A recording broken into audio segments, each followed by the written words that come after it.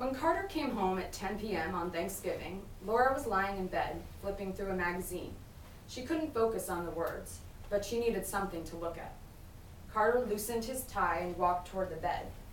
"Any luck with a job search?" he asked. He sat on the edge of the bed with his back to her, rolling up his sleeves, making sure each fold was even. She eyed the closet, knowing that her suitcase was ready and waiting for her. It took her months to pack it, months to decide that she deserved better, that if she didn't get out now, she was sending him a clear message that it was okay to take her for granted. "No, I was mostly packing today," she said, keeping her voice still, eyes glued to the page.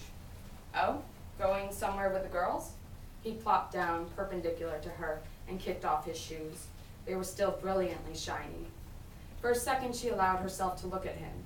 She narrowed her focus on the perfect arch of his ear, knowing that if she looked at his entire face, it would be too much. Was she really ready to let him go? That was a stupid question. He was already gone. "Something like that," she said, returning her eyes to the magazine. He squeezed her foot and pulled it over his chest, resting his warm hand on her cold toes. "What's wrong?" He turned to his side and looked at her for the first time since the night before. "Have you talked to your dad about funding a project? All the great artists have patrons. There's nothing to be ashamed about." Laura threw the magazine across the room. "I'm not upset about that. I'm upset about this." She waved her hand in the air. "Whatever this is." "You want to redecorate? That would be a great project for you." He patted her foot. She pulled her leg away from him. "Fuck you," she shouted. It was the first time in the year and a half they had been dating that she ever cursed at him. The words had been on the edge of her tongue for months, but she never wanted to sully the few moments she had with him by telling him how she truly felt. "I don't want to redecorate." She slid off the bed. It felt too weird to fight there. "I want a boyfriend. I want someone who will watch Breaking Bad with me. I want someone who goes to my friends' parties. I want to feel like I'm as important to you as you are to me, but I'm just like a dog you keep around the house, so you'll have something to come home to." She waited for his rebuttal, but he just stared at her with a confused look. "Don't you have anything to say?" She cringed when she heard her shrill voice. He paused. "I thought things were good between us." "Do you even know what my days are like? I spend every second trying to get a job, but no one wants me. It would be nice to have the one person who's supposed to care about me tell me that I'm not an idiot, that it's all going to work out. But you're never here. You're never here." Carter stood up and rested his hands on her shoulders. "You know I think you're talented. How can you even doubt that?" Laura pulled away from him and opened the closet door. Too little, too late. She wanted to sound angry, but the tears were already piling up behind her eyes. She pulled out the black suitcase. "I'm staying with Allie tonight." "Is this too little, too late? Open my dresser," he said, sounding bolder. She decided to ignore him and opened the door to the bedroom. The plush material of the rug made it difficult to roll the suitcase.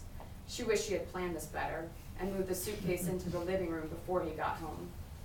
"Laura," he said, sounding shaky, "just open my dresser drawer." "Why? Just do it." He ran his hands down his thighs and sighed.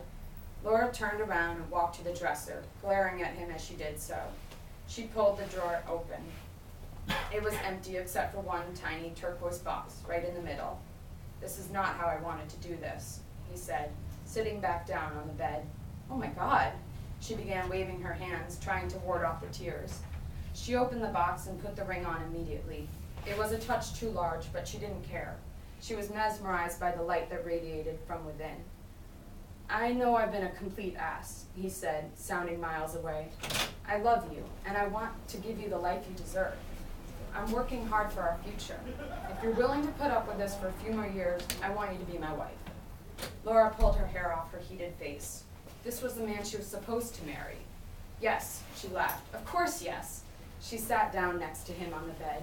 "Phew, I thought I was going to lose you for a moment there," he said, letting out a nervous chuckle. She had never seen him look sheepish before. His eyes were filled with tears that would not dare to fall. She wiped his face anyway. "I could never leave you. I know what you're going through at work, and I was just being selfish." She looked back at her suitcase. He wasn't taking her for granted. He loved her, and she had the ring to prove it. She held up her hand and studied the ring again. The square diamond spanned most of the width and length of the base of her finger. As she moved her hand around, the diamond threw rainbows all around the white walls of their apartment. She had always dreamed of wearing her grandmother's engagement ring, but she never told this to Carter. She would learn to love this ring too. She'd be stupid not to. He ran his hand underneath her shirt and rubbed her lower back. I really am sorry for freaking out before. She turned to look at him. I think it's just the stress of looking for work. That was really cute. Stress of looking for work. I'm not doing anything substantial with my time. She could feel her heartbeat slowing and the excitement dying down. You haven't heard back from anyone at HBO? He nibbled at her shoulder. She bit her lip and shook her head. Dr. Connor said he'd put in a good word for me with his friends, but that's wonderful. Yeah, but it's for a company that does nature documentaries. She looked at him and waited for a smirk, but he just shrugged his shoulders. I don't want to make nature documentaries. I want to challenge people. I want my work to say something. She could hear herself whining. Is this what she sounded like on job interviews? No wonder no one was hiring her. He began unbuttoning his shirt. His body was still amazingly toned. No matter how much he worked, he always made time to go to the gym in the morning. It'll be good practice for you. Do it for a few months while you figure out what you want to make a documentary about. Now, he nuzzled his head in her neck and lowered his voice. How about we start practicing your wifely duties? He gave her a devilish smile and then pushed her down on the bed.